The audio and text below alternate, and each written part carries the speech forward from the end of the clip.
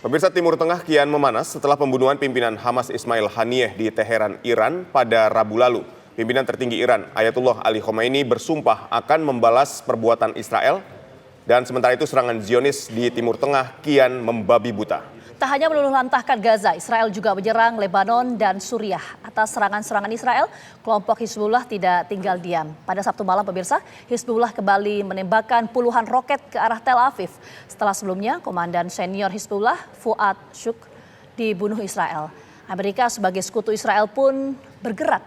Meningkatnya eskalasi di Timur Tengah setelah dibunuhnya pimpinan Hamas dan Hizbullah membuat Amerika mengirimkan belasan kapal perangnya ke kawasan Timur Tengah, termasuk kapal induk USS Theodore Roosevelt. Dan apakah perang akan pecah di kawasan Timur Tengah? Kita akan langsung berbincang dengan pakar Timur Tengah, Smith Al-Hadar. Selamat petang, Pak Smith. Pak Smith, ini serangan yang dilakukan oleh Hizbullah ke Israel, bagaimana Anda melihatnya? Penyebabnya apa? Karena serangan ini kan dilakukan pasca tewasnya pimpinan Hamas dan juga pimpinan dari Hizbullah.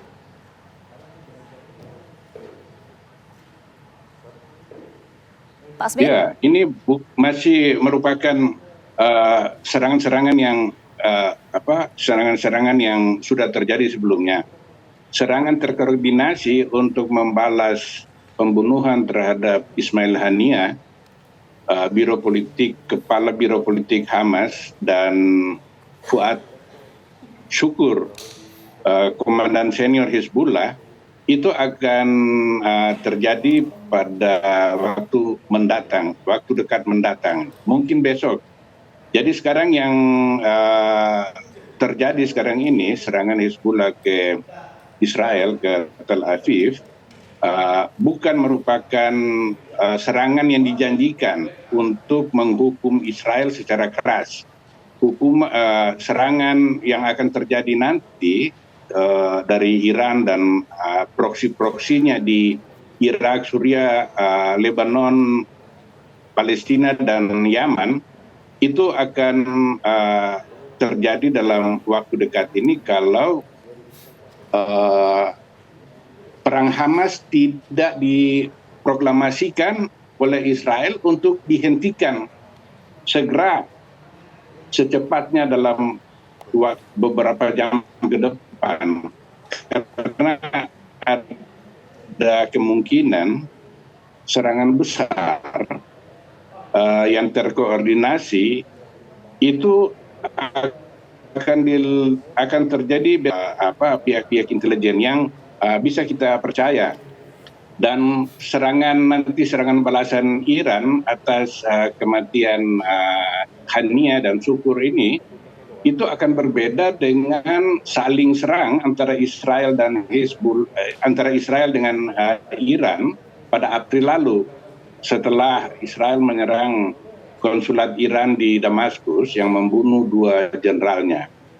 Kali ini Iran tidak akan memberitahu kepada negara-negara regional juga terhadap sekutu-sekutu Israel tentang rencana serangannya ke Israel pada April lalu. Jadi serangan yang akan dilakukan nanti secara terkoordinir itu serangan yang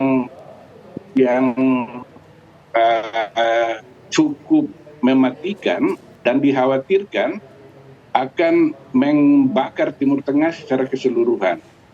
Oleh karena itu, pertanyaannya bukan apakah Iran dan proksinya akan menyerang Israel dalam waktu dekat mendatang, tetapi kapan dan bagaimana caranya Iran dan sekutunya akan menyerang. Ya, Pak Smith, tadi Anda katakan bahwa ini adalah serangan yang memang sudah biasa dilancarkan oleh Hizbullah. Nah, ketika kita berbicara Iran dan proksinya, apakah Iran dan proksinya ini memiliki keberanian untuk menyerang secara langsung Israel seperti yang Anda katakan, bahkan bisa membakar Timur Tengah? Ini Anda melihatnya seperti apa? Kan di belakang Israel ini ada Amerika Serikat juga, Pak Smith. Ya, tetapi kita mesti ingat, serangan Israel itu memang kurang ajar. Serangan yang pertama, dia melanggar hukum internasional. Ya. Yang kedua, dia melanggar piagam PBB. Yang ketiga, dia melanggar kedaulatan Iran. Gitu. Nah, kondisi ini menyebabkan Iran tidak punya pilihan gitu. Dan kebetulan juga secara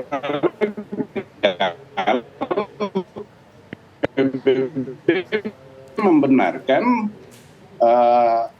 sikap membela diri dalam sehingga serangan Iran itu berdasarkan hukum. Tapi kalau kita bicara politik, memang serangan balasan Iran nanti memang akan berbahaya bagi Timur Tengah. Karena Amerika Serikat akan membantu Israel dan bersama sekutunya. Jerman, Inggris, dan Prancis juga akan membantunya. Oke, Pak Smith, kalau tadi Pak Smith menyampaikan bahwa serangan Iran ini akan sangat berbahaya untuk kawasan Timur Tengah.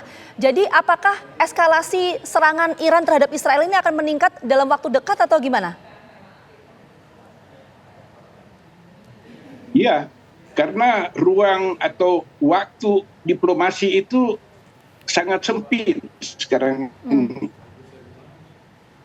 Kalau Israel pada menit jam-jam mendatang ini memproklamirkan penghentian perang di Gaza, mungkin perang ditunda, maka tidak ada kekuatan yang bisa menghentikan Iran.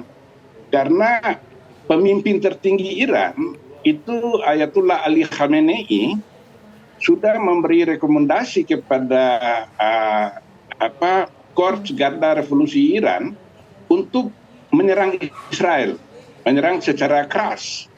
Nah, itu keputusan dari pemimpin tertinggi Iran yang harus dijalankan. Kalau tidak dijalankan, wibawa Iran itu akan jatuh, apalagi dia sudah terpukul, martabatnya dilukai oleh Israel. Nah, pertanyaan yang kemudian muncul adalah apakah serangan Iran ini bisa terukur dan terbatas gitu ke situs-situs militer Israel gitu. Tapi kalau serangan ini menyasar penduduk sipil di Israel, nah ini akan menjadi sesuatu yang sangat berbeda gitu. Apalagi kalau Israel, apalagi kalau Iran dan proksinya Hezbollah itu pernah dikatakan oleh Nasrullah, Hasan Nasrullah, pemimpin Hezbollah, bahwa serangan kali ini tidak ada batasnya. Artinya tidak ada wilayah yang bebas dari kemungkinan serangan Hezbollah, sehingga perang ini akan besar. Satu-satunya caranya itu Amerika Serikat memaksa Israel untuk mendeklarasikan penghentian perang di Gaza. Karena target perang Israel sebenarnya sudah tercapai dengan kematian Ismail Haniyah.